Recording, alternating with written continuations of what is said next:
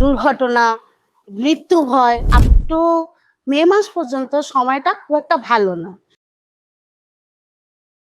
2026 সালটা ওভারঅল কেমন যাবে বলে আপনার মনে হচ্ছে? 2026 যদি নিউমারোলজিক্যালি দেখা যায়, এটা রবির বছর। ঠিক আছে? তো প্রথম থেকেই এটা বোঝা যাচ্ছে অ্যাকচুয়ালি পুরোপুরি কেমন যাবে এটা বলা যায় না। এখন যে প্ল্যানেট পজিশন ট্রানজিট যেমন আছে, এই মুহূর্তে আপ টু মে মাস পর্যন্ত সময়টা খুব একটা ভালো না। মানে দেশের রাজনৈতিক পরিস্থিতি খুব উত্তাল।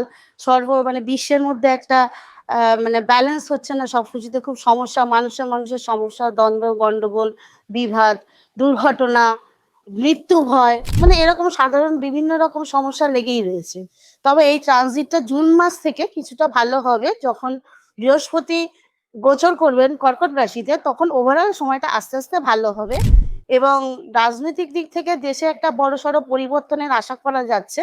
পরিবর্তন না হলেও একটা ভালো কিছু যে হবে বা ব্যালেন্সিং কিছু হবে, এটুকু আমরা আশা করছি আমাদের ক্ষুদ্র চিন্তা ভাবনা থেকে। আর মানুষের জীবনে যার যেমন লগ্ন, মানে রাশি চক্রটা, লগ্ন চক্রটা যেমন, তার সেরকম দশা অনুযায়ী সময়টা যাবে। বিশেষ করে যাদের রবি লগ্ন সাপেক্ষে শুভ গ্রহের অধিপতি, শুভ ঘরের অধিপতি, তাদের জন্য বছরটা খুব শুভ। নাম, যশ, খ্যাতি, প্রতিষ্ঠা এবং সার্বিক অর্থনৈতিক স্তরটাও খুব ভালো যায়।